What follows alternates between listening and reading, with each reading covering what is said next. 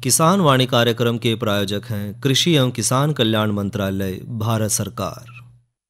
हर जोखिम से निकल कर फसल आए, सुरक्षित हो जाए।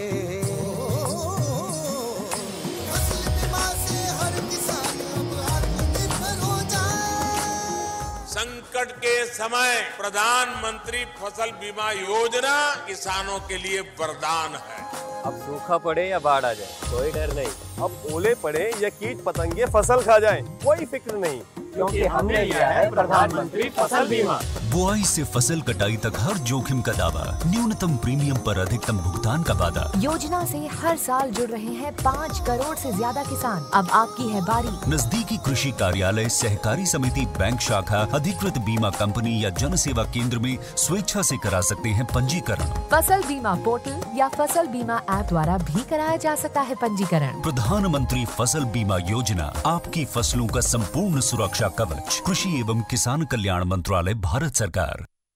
किसान वाणी कार्यक्रम सुनने वाले सब बाण भाइयों ने विनोद भाई की राम राम। किसान भाइयों, आज के किसान वाणी कार्यक्रम में चर्चा करेंगे तिलहनी फसल राय की बिजाई में सावधानी पर, और साथ में और चर्चा करेंगे आज की नसीहत के तहत अनाज की बिक्री के लिए मंडी में ले जाते समय सावधानियों पर, और भी कुछ समसामयिक विषयों पर जैसे कि अंतर्राष्ट्रीय मोटा अनाज वर्ष पे भी चर्चा करेंगे, और साथ में करवाएंगे भाइयों का मनोरंजन। पहला करें भाइयों चर्चा तिलहनी फसल राय की बिजाई में सावधानी पर। किसान भाइयों, अपने देश की जो अर्थव्यवस्था है इसमें तिलहनी फसल का विशेष योगदान है, और खासकर जो तिलहनी फसलों की बात करें तो उसमें सरसों जो समूह है फसलों का, यो मूंगफली के बाद दूसरा महत्वपूर्ण स्थान रखा है। और पिछले कुछ सालों में तो अपने हरियाणा प्रदेश में जो है सरसों के उत्पादन में बड़ी तेज़ी बढ़ोतरी हुई है। खासकर के जो अपने हरियाणा प्रदेश में वो जो उत्पादन है वो देश में अव्वल नंबर पर है, और हरियाणा में लगभग 5 से 5.5 लाख हेक्टेयर क्षेत्र में जो है इन फसलों की खेती करी जावे है, जो तिलहनी फसल है। और फसलों की जो खेती है वो ज़्यादातर जो है वो ऐसी चीज क्षेत्र है या जो कमज़ोर मिट्टी है उसमें किसान भाई ज़्यादा जो है इसकी खेती कर रहे हैं। इसलिए जो है किसान भाई जो है उन्नत कृषि प्रक्रिया की तरफ ध्यान भी कम दे पाए हैं, जिससे उत्पादन और ज़्यादा हमने नहीं मिल पाता। तो अच्छी उन्नत किस्म की बिजाई करके पैदावार जो है अच्छी खासी किसान भाई बढ़ा सके हैं। और अपने जो हरियाणा प्रदेश की अगर बात करें तो उसकी कुछ एक उन्नत किस्म है जो किसान भाई उगावें तो ज़्यादा जो है वो मुनाफा कमा सके हैं। और इन उन्नत किस्म में तो पहली किस्म है भाइयों RH 0749। यह किस्म राया की जो है सबसे नई किस्म में तो एक है, और हरियाणा, पंजाब, दिल्ली, राजस्थान के कुछ हिस्सों में जो इसकी बिजाई किसान भाई खूब करें भी हैं। और यह किस्म भाइयों 145 से 148 दिन में पक्का तैयार हो जाए है। और इस किस्म की फड़ी जो है वो लंबी और मोटी हो है, और दाने का आकार भी बड़ा हो है। इसमें तेल की मात्रा 39 से 40%, और इसकी जो औसत पैदावार है किसान भाई 10 से लेकर 11.5 क्विंटल प्रति एकड़ के हिसाब से ले सके हैं। और जो दूसरी इसकी अच्छी किस्म है वह है RH 8812, जिसने किसान भाई लक्ष्मी भी कहा है। और यह किस्म भाइयों अधिक जो उर्वरा शक्ति वाली जो मिट्टी है और जड़ा बढ़िया सिंचाई के साधन है वहाँ पर पैदावार ज़्यादा देवा है। और इस किस्म के जो बीज हैं वो मध्यम आकार के और काले भूरे रंग के हैं, जिसमें तेल की मात्रा किसान भाई जो है लगभग 40% तक ले सके हैं। और यह किस्म भाइयों 142 दिन में पक्का तैयार हो जाए है, और प्रति एकड़ किसान भाई जो है 9 से 10 क्विंटल जो है इसकी पैदावार ले सके हैं। एक और जो है इसमें उन्नत किस्म है वो है RH 9304, जिसने किसान भाई जो है वसुंधरा के नाम तो ज़्यादा जाना है। यह किस्म भाइयों अधिक तापमान के प्रति भी जो ज़्यादा सहनशील है, साथ में जो पौधे हैं वो मध्यम आकार के भरपूर टहनी हैं, साथ में पत्तियां जो है गहरे कटाव वाली हैं, और इस किस्म की जो फड़ी है वो मध्यम आकार की हैं। यह किस्म भी 140 से 142 दिन में पक्का तैयार हो जाए है, और 1 एकड़ के हिसाब से किसान भाई जो है वो लगभग 9.5 से 10.5 क्विंटल पैदावार ले सके हैं। इसके दाने भी मोटे और भूरे काले रंग के हैं, और दाने में जो तेल की मात्रा है वो भी लगभग 40% है। इसके अलावा भाइयों RH 30 जो किस्म है यह भी अपने पूरे हरियाणा के जो बरानी क्षेत्र है और जो सिंची क्षेत्र है उन खातर बढ़िया किस्म मानी जाओ है। और जो पछेती बिजाई या जो मिलवा खेती कर रहे हैं किसान भाई उस खातर भी यह किस्म बढ़िया मानी गई है। और इसके जो पौधे हैं वो मध्यम पत्ती जो है तिकोनी है, गहरे रंग वाली और गहरे कटाव वाली जो है इसकी पत्तियों हैं। और इसके दाने जो हैं वो बड़े और भूरे रंग के हैं। साथ में जो दाने में तेल की मात्रा है वो 40% तक किसान भाई ले सके हैं। और 135 से 140 दिन में या जो RH30 जो किस्म है वो पक कर तैयार हो जाए। और 8 से 9 क्विंटल प्रति एकड़ के हिसाब से किसान भाई जो है राया की फसल ले सके हैं। और जो राय की और उन्नत किस्म है भाइयों वो है RH8113। यह किस्म उत्तर पश्चिमी भारत और जो अपने कई हिस्से हैं हरियाणा के मुख्य तौर पर वहाँ पर जो है ली जाओ है। और इसमें जो है अल्टरनेरिया है, सफ़ेद रतवा है या डाउनी जो मिल्ड्यू है और जो मध्यम प्रतिरोधी और जो समस्या है उनके प्रति है प्रतिरोधी है। और सिंचाई क्षेत्र में खातर भी यह किस्म बढ़िया मानी गई है। और RH8113 जो है लगभग 145 से 148 दिन में पक कर तैयार हो जाए। और इस किस्म की अगर खासियत की बात करें जो देखने में मिला हमने वो है एक तो लंबी बढ़ते हुए घनी शाखा वाले इसके किस्म है या और जो नीचे के पत्ते हैं वो चौड़े, धारी लंबी हैं और मध्यम सिरा चौड़ा हो इसका। और इसके जो बीज हैं वो मध्यम आकार के और गहरे भूरे रंग के हैं जिनमें तेल की मात्रा 40% तक जो है किसान भाइयों ने मिल जाए। और इसकी औसत पैदावार जो है 9 से 10 क्विंटल प्रति एकड़ के हिसाब से निकल जाए। और वही इसके अलावा है RH781। यह किस्म पाड़े के प्रति खासकर ज़्यादा सहनशील है और पूरे साथ में जो सूखे हैं या लवणीय जो और क्षारीय मिट्टी है उस खातर भी यह किस्म बढ़िया है। और पकने में लगभग 145 से 140 दिन ले है यह किस्म। और इसकी जो ऊंचाई है वो मध्यम, फुटाव इसमें पूरा भरपूर हुआ है और मध्यम आकार का दाना और साथ में जो तेल की मात्रा वो भी इसमें 40% के लगभग है। या जो औसत है इसकी किस्म की जो औसत पैदावार है वो 7 से 8 क्विंटल प्रति एकड़ के हिसाब से किसान भाई ले सके हैं। RH0119 यह किस्म भाइयों हरियाणा प्रदेश के जो बरानी क्षेत्र है उस खातर ज़्यादा जो है अनुमोदित करी जावे है। और इसकी जो फली हैं वो लंबी मुख्य शाखा के नज़दीक हुए हैं। इसके दाने आकार में बड़े और किस्म जो है या लगभग 7 से 8 क्विंटल प्रति एकड़ के हिसाब से हमने औसत पैदावार दे दे है। और इस किस्म में भी तेल की मात्रा लगभग 39% मिल जाए। इसके अलावा भाइयों और किस्म है RH0406। यह राया की नई किस्म है और इस यह जो किस्म है हरियाणा प्रदेश, अपना पंजाब, दिल्ली, राजस्थान के कुछ हिस्सा में बारानी क्षेत्र में भी इसकी काफ़ी सिफारिश करी गई है। और यह किस्म भी भाइयों 145 से 148 दिन में पक कर तैयार हो जाए और 9 से 10 क्विंटल प्रति एकड़ के हिसाब से किसान भाइयों ने पैदावार मिल जाए। और इस किस्म के भी दाने जो है मोटे और तेल की मात्रा लगभग 39% किसान भाइयों ने मिला है। और एक और किस्म है राया की RH9801 जिसने स्वर्ण ज्योति भी कहा है। यह जो किस्म है भाइयों 75 बिजाई खातर सब तो बढ़िया किस्म है। और यह किस्म जो है 128 से 132 दिन में पक कर तैयार हो जाए। और जो औसत पैदावार है किसान भाई जो है वो ले सके हैं 7 से 8 क्विंटल प्रति एकड़ के हिसाब से। और इसके जो दाने हैं वो मध्यम आकार के और तेल की मात्रा भी जो इसमें 39% तक मिल जाए। और बीज की बात करें तो भाइयों जो 1 एकड़ के हिसाब से 2 किलोग्राम बीज जो है राया का पर्याप्त होगा। और समय की बात करें तो समय है भाइयों सबसे बढ़िया 30 सितंबर से 15 अक्टूबर तक का, यानी कि जो समय चल रहा है सबसे बढ़िया समय है राय की बिजाई का। और भाइयों जो बीज है वो लगभग 4 से 5 सेंटीमीटर गहरा जो है डाल है और 30 सेंटीमीटर की दूरी रखें लाइन से लाइन की। और साथ में 10 से 15 सेंटीमीटर पौधे से पौधे की दूरी इसमें रखें।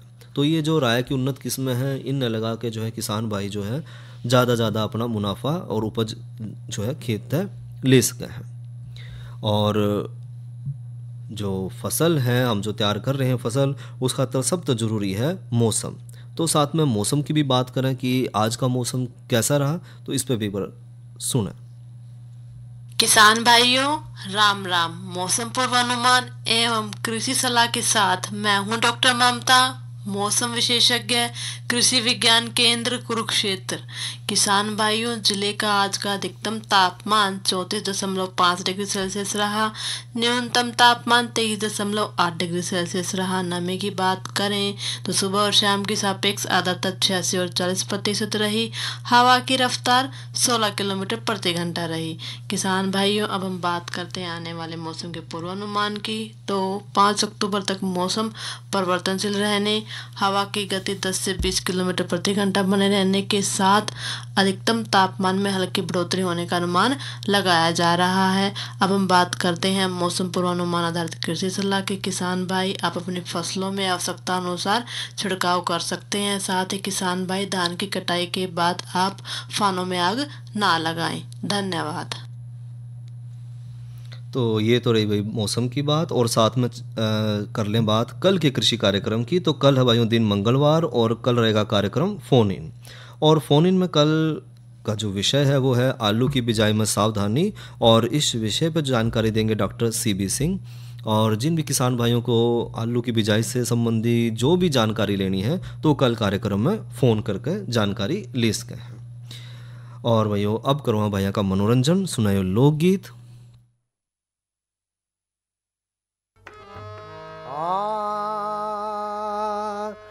ओ माया ने अंधकार मचाया, और दिया पवन ने झोला, अपना पाया दरयाना, लग्या भूल का टोला।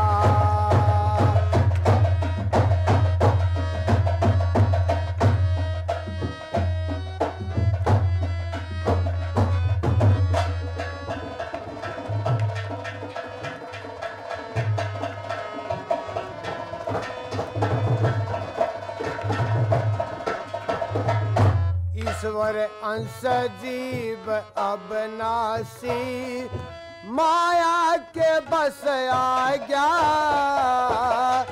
विषयकरण में फंसे सदा शिव, जीव कहावण लाग गया,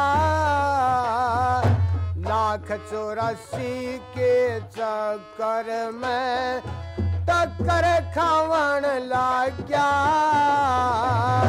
घर में आगी नार कलछणी, दुख पाया घबरा गया रे, घर में आगी नार कलछणी, दुख पाया घबरा गया, दीन बंधु से भी दीन होया, घर मिला न खाट खटोला,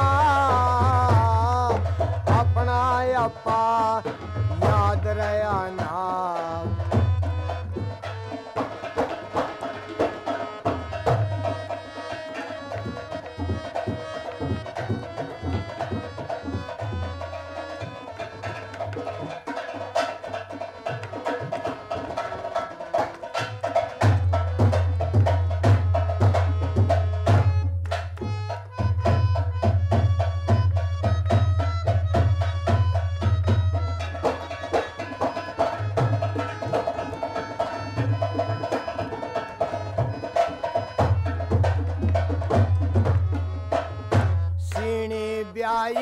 बियाबान में तुरंत काल न खाई,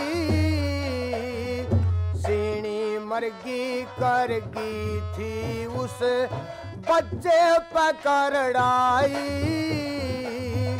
लेकर रोड गडरिया गया, दिल में दया समाई, सिंह का बच्चा पाल लिया, बकरी की दूधी प्याई, सिंह का बच्चा पाल लिया, बकरी की दूधी प्याई, चरण लग्या बकरी भेड़ा में, बना शेर ते गोला, अपना अपा याद रया ना, लग्या भूल का ठोला।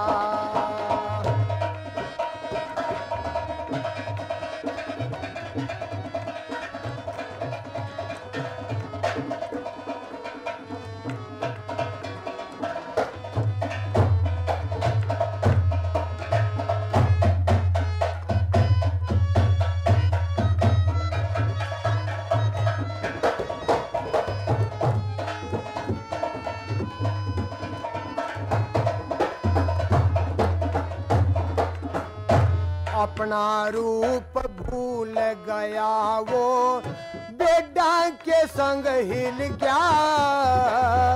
चेचे तुर तुर करे गडरिया, सुन के सारी झिल गया। चरते चरते एक दिन बन में शेर दूसरा मिल गया। शेर देख के बकरी भागी, वो भी आगे चल गया रे। शेर देख के बकरी भागी, वो भी आगे चल गया। चतुर शेर हंस पड़ा देख के सी बकरी का टोला। अपना अपा याद रहा ना, लग्या भूल का ठोला।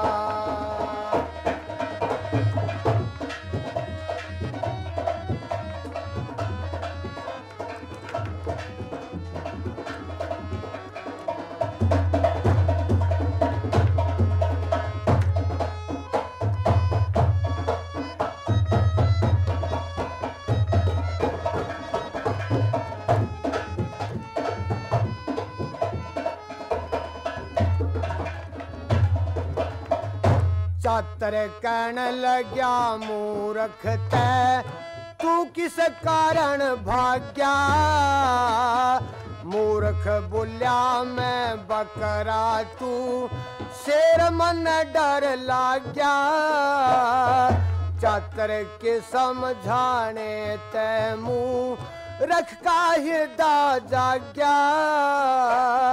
सोहम सोहम खड़ा दड़ू के, ज्ञानी गुर के आगे। सोहम सोहम खड़ा दड़ू के, ज्ञानी गुर के आगे। साधु राम भय बंधन काटे, मारा ज्ञान बसोला। अपना अपा याद रहा ना, लग्या भूल का ठोला।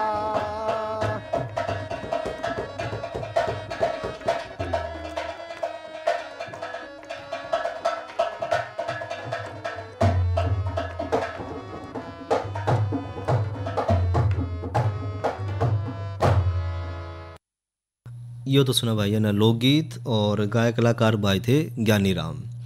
और भाइयों अब करें चर्चा आज की नसीहत के तहत। आज की नसीहत के तहत अनाज की बिक्री के लिए मंडी में ले जाते समय सावधानी। क्योंकि भाइयों सीज़न चल रहा है कि जो है जेरी है, अनाज है, हम जो है मंडी की तरफ लेकर जाने लग रहे हैं। तो मंडी में अनाज लेकर जाओ तो उससे पहले कुछ एक बातों का जो है ध्यान रखें। खास करके एक तो अनाज की साफ़ सफाई का, कि अनाज न अच्छी तरह से साफ़ कर लें। और मंडी में ले जाने से पहले जो है उसमें जो है मिट्टी है, कंकड़ है, वो अच्छी तरह से साफ़ कर लें। और साथ में जो है किसी तरह की उसमें कोई परजीवी ना हो, इस चीज़ का भी ध्यान रखें। क्योंकि अगर उसमें गंदगी है, साफ़ सफाई नहीं है अनाज की, तो उसकी जो कीमत है फिर वह कम मिला है। तो साफ़ सफाई ज़रूर रखें, अनाज की करें। और जो पीछे बारिश हुई है, बारिश होकर जो नमी की मात्रा है वो भी दाने में ज़्यादा होगी। तो ध्यान रखें कि जो अनाज हम लेकर जा रहे हैं मंडी में, उसमें नमी की मात्रा कम से कम हो। यानी कि अनाज ने धूप में खेत में डालकर बड़े डाल सुखा लें पहला। और अनाज की में जो नमी की मात्रा वो 10 से 15% तक ही रखें या उससे कम रखें, ताकि अनाज की जो कीमत है वो किसान भाई ने अच्छी मिल जाए। इसके अलावा भाइयों कई बार देखा जाता है कि किसान भाई जो हैं एक ही ट्राली में 2 तरह के अलग अलग किस्म के अनाज जना आपस में मिला रहे हैं। और जब 2 अलग अलग किस्म के अनाज आपस में मिला रहे हैं तो उससे भी जो मंडी में भाव पूरा नहीं मिलता। तो इस चीज़ का भी ध्यान रखें कि अगर 2 अलग अलग किस्म के जो बीज हैं, अनाज है, हम लेकर जाने लग रहे मंडी, तो उन दोनों ने अलग अलग ही लेकर जाएं, अलग अलग जो है बोरी में, या फिर जो है उसमें जो है उसमें हम बांध कर रखें, कट्टा में अलग अलग रखें। और जब मंडी में अनाज लेकर जाओ तो और भी कई छोटी छोटी बात हैं जो जिनकी वजह से कई बार एक्सीडेंट हो जाए, उनका भी हमने ध्यान रखना है। जैसे तो ट्रैक्टर ट्राली जो है उसमें टायर जो है वो सही स्थिति में हो और हवा जो है वो भी पूरी हो, उसकी जांच जरूर कर लें। और कई बार किसान भाई देखा है कि 2 चक्कर के कारण जो है वो एक ही ट्रैक्टर के पीछे 2 और कई बार तो 3-3 ट्राली भी जो है वो लगा ले हैं, जोड़ ले हैं। और जब 2 या 2 से ज़्यादा ट्राली लगा ली हैं तो जो एक्सीडेंट की संभावना है, दुर्घटना होने की संभावना है वो बढ़ जाए है। तो कोशिश करें कि एक ट्रैक्टर के लिए एक ही ट्राली जोड़ें और साथ में अगर एक ट्राली लेकर जाने लग रहे हैं तो उसमें भी वज़न का ध्यान रखें कि वज़न जो है वो ज़्यादा ना हो। और साथ में जो कई बार देखा जाओ मंडी में भीड़ भाड़ ज़्यादा हो तो कई बार जो है मंडी में नंबर नहीं पड़ता, तो किसान भाई जो है मंडी के बाहर सड़क पे जो है ट्रैक्टर ट्राली लगा लें हैं। तो उस टाइम भी ध्यान रखें कि ट्रैक्टर ट्राली जो है वो सड़क के किनारे जो फुटपाथ है उस तरफ जो है अपने ट्रैक्टर ट्राली ने लगाओ, ताकि जो सड़क पर यातायात है वो सुगम रहे, लोगों का आना जाना ठीक रहे और जो जाम जैसी समस्या है वो उन तक बचाव हुआ रहे। और इसके अलावा भाइयों जब मंडी में हम जा रहे हैं तो मंडी में एक तो किसान भाई जब अपनी उपज बेचने जावें तो एक कार्ड मिला है, उसने कार्ड ने जरूर साथ में लेकर जावें और अनाज की सही तरीके से छटाई कर लें और उसने सही तरीके से पहला उसका वजन भी खुद करके लेकर जावें। जब मंडी में लेकर जाना लग रहे हैं तो पहला खुद वजन करके ले जाएं और मंडी के गेट पर पहुँचे पाछे सबसे पहला तो अपनी पर्ची ले लें और पर्ची ले पाछे जो है नीलामी की बिक्री अपने सामने करवावें और मंडी में अनाज का जो शुल्क निर्धारित होया है उससे ज़्यादा पैसा ना देवें और मंडी में जो शुल्क है वो किसान ने नहीं देना होता। और बिक्री के समय किसान भाई इस बात का ध्यान रखें कि जो अनाज की तुलाई होने लग रही है वो आपके सामने हुआ है और बिक्री के बाद जो भुगतान की रसीद है वह भी जरूर लेवें और इससे जो है किसान भाई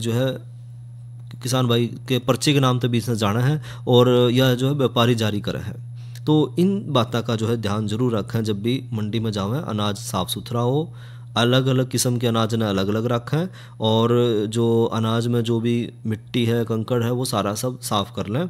और ट्रैक्टर ट्रॉली पर लेकर जाने लग रहे हैं तो उससे पहला एक तो वज़न जरूर कर लें अनाज का, नमी की मात्रा कम से कम रखें। तो कुछ छोटी छोटी बातों का ध्यान रखकर जो है किसान भाई जो है अपनी फसल का सही मोल ले पाओगे। और भाइयों इसके साथ और चर्चा करें IYOM यानी कि अंतर्राष्ट्रीय वर्ष मोटे अनाज।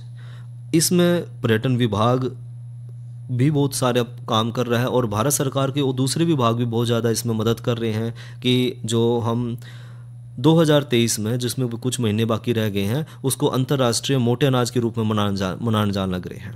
तो ऐसा करने में जो है हमारा पर्यटन विभाग है वो भी बहुत काम कर रहा है और पर्यटन विभाग ने तो जितने भी रेलवे विभाग के साथ मिलकर जो रेलवे में खाना मिला है उसमें भी ज़्यादा मोटे अनाजों को शामिल किया जाने लग रहा है और साथ में जो होटल इंडस्ट्री है उसमें भी जो है होटलों में मोटे अनाजों को प्रोत्साहित करने लग रहा है हमारा पर्यटन विभाग, ताकि जो लोग पहले जो फास्ट फूड थे या जो ऐसे खाने थे जिसमें ऊर्जा और ताकत कम है तो उन खानों ने बदल कर अब उसकी जगह मोटे अनाजों को ज़्यादा शामिल किया जाने लग रहा है और उसमें जो है अलग अलग तरह के जो है भोजन तैयार किए जाने लग रहे हैं ताकि लोगों को स्वाद भी मिले और मोटे अनाज का फ़ायदा भी मिले। इसके अलावा भाइयों जो भारत सरकार ने अपने सभी मंत्रालयों के विभाग है उनकी कैंटीनों में भी मोटे अनाज का जो भोजन है वो देना शुरू कर दिया और उसके निर्देश भी जारी कर दिए हैं। और साथ क्योंकि भाइयों मोटे अनाज की जो पौष्टिकता है उसके प्रति लोगों में जागरूकता बढ़े, इस तरह का अभियान जो है चलाया जाने लग रहा है। साथ में जो राशन प्रणाली है उसके तहत भी मोटे अनाजों का वितरण पर ज़्यादा जोर दिया जाने लग गया है और जो आंगनबाड़ी हैं और मध्याह्न भोजन है इस तरह की योजनाओं में भी मोटे अनाजों को अब सरकार शामिल करने लग रही है। इसके अलावा भाइयों जो हम जाना भी है कि जो अपना देश है वो लंबे समय तक बड़े पुराने समय से जो है मोटे अनाज की ही खेती करा कर दे और हमारा जो भोजन का मुख्य हिस्सा था ये मोटे अनाज ही थे। ये तो जो क्रांति आई उसके बाद जो है हम चावल और गेहूं की तरफ ज़्यादा चले गए और मोटे अनाजों का जो है थोड़ा उसकी तरफ जो उनकी तरफ ध्यान हमारा कम हो गया। और भारत सरकार ने तो वर्ष 2018 में मोटे अनाज वर्ष के रूप में ही इसको घोषित किया था और भारत ने फिर इसका प्रस्ताव संयुक्त राष्ट्र संघ में भी जो है शामिल करा और 2023 को जो है अंतर्राष्ट्रीय मिलेट वर्ष यानी कि मोटे अनाजों के रूप में मनाने का जो है निर्णय लिया संयुक्त राष्ट्र संघ ने। और मोटे अनाजों के रूप में मुख्य रूप से तो बाजरा, मक्का, ज्वार, रागी, सांवा है, कोदो है, कंगनी है, कुटकी है, ये सब हम उसमें शामिल करें हैं और ये हर दृष्टि से हमारी सेहत के खातिर लाभदायक है। और साथ के साथ भाइयों जो मोटे अनाज है वो हमारी जो रोग प्रतिरोधक क्षमता है उसने भी बढ़ावा है और एकदम से शरीर में एनर्जी दे, इसलिए सुपर फूड भी कहा जावा कई बार। और इसको लेकर जागरूकता बढ़ाने के लिए जो पर्यटन विभाग है, पर्यटन विभाग ने अपने जितने भी पर्यटन जो क्षेत्र हैं जहाँ जहाँ पर्यटन के लोग जो ज़्यादा जावे हैं, तो उन सभी जगह पे भी जो है, चाहे वो होटल हैं और जो दूसरी जगह हैं, उन सब जगह जो है मोटे अनाजों को जो है सरकार प्रोत्साहित कर रही है। साथ में जो मोटे अनाज हैं वो बीमारियों, सभी तरह की जो बीमारी हैं उनमें भी लाभदायक हैं और मोटे अनाज का जो बाज़ार है वो लगातार बढ़न भी लग रहा है। और दुनिया के जो तमाम लोग हैं उनमें जो ग्लूटेन से जो एनर्जी मिले हैं वो मोटे अनाज से मिला है और मोटे जो अनाज हैं उनकी जो संभावना है पूरे विश्व में वो तेज़ी से बढ़ने लग रही है। साथ ही साथ जो पर्यावरण की दृष्टि से भी देखा तो मोटे अनाज जो है किसी वरदान तक कम नहीं है, क्योंकि इनकी पैदावार खातर पानी की जरूरत भी कम पड़ा है और खाद्य और जो पोषक सुरक्षा देने के साथ साथ जो पशु का चारा है वो भी हमने आसानी से मिल जाए हैं। और इसकी जो फसल है वो मौसमी उतार चढ़ाव पे भी आसानी था, जो मौसम का उतार चढ़ाव है, कई बार बारिश होगी कम हुई है तो उसके उतार चढ़ाव ने भी जो मोटे अनाज है आसानी से झेलना है। और पानी की कमी हो या बढ़ता तापमान हो उसमें भी ये आसानी से जो है पैदा करे जा सके हैं और इनकी जो खेती है वो लगभग सारा साल हम ले सके हैं। और इसके अगर पोषक तत्वों की बात करें तो प्रोटीन, फाइबर जो है वो भरपूर मात्रा में मोटे अनाज में पाए जाए हैं। साथ साथ जो है डायबिटीज़ के जो पेशेंट हैं और जो हृदय रोग से संबंधित जो रोग हैं या उच्च रक्तचाप है, इन सब का खतरा जो है वो मोटे अनाज कम करते हैं। इसमें खनिज तत्व भी भरपूर मात्रा में है और जो रफेज है वो भी पर्याप्त मात्रा में, जिससे कब्ज और पेट की जो बीमारी है वो भी इससे ठीक हुए हैं। तो यह तो बात करी भाइयों, जानकारी ली कि किस तरह जो है भारत सरकार या जो प्रदेश के जो पर्यटन विभाग हैं वो जो इसके ऊपर कितना काम कर रहे हैं मोटे अनाजों के प्रचार प्रसार में। अरे क्या कर रहा है? इधर इधर इधर हम बोल रहे हैं तेरे बीजू का। पुतला बोल रहा है? हाँ, पक्षियों से तो हम खेत को बचा लेते हैं, पर इन घातक रसायनों से कैसे बचाएं? मतलब? देख बेटा, तू जो ये अंधाधुंध रसायन मिलाता है ना, मिट्टी की सेहत बिगड़ने लगी है और जब माटी ही कमजोर पड़ जाएगी तो उपज कैसे सेहतमंद होगी? अरे पहले ऐसा नहीं था, पूछना अपने बड़े बुजुर्गों से, कैसे फसल लहलहाती थी, शुद्धता झलकती थी। हाँ, माटी भी तंदुरुस्त और लोग भी। अरे पहली वाली बात कहाँ? पर अब तो सब यही डाले हैं। सब नहीं, आज भी लाखों जागरूक किसान परंपरागत विधि से फसल उगा रहे हैं, खर्चा कम और उपज की कीमत भी बेहतर पा रहे हैं। सच है? रे बेटे एक्सपीरियंस से बता रहे हैं, धूप में बाल सफेद नहीं किए हैं। हाँ। ठीक है भाई, मैं भी आज से जैविक खेती शुरू करूंगा। माटी से प्रेम की परंपरा है, परंपरागत खेती। किसान वाणी कार्यक्रम के प्रायोजक थे कृषि एवं किसान कल्याण मंत्रालय, भारत सरकार। और भाइयों, इसी के साथ जो है अपने भाई विनोद ने दो इजाज़त कार्यक्रम किसान वाणी समाप्त करने का। अच्छा भाइयों, राम राम।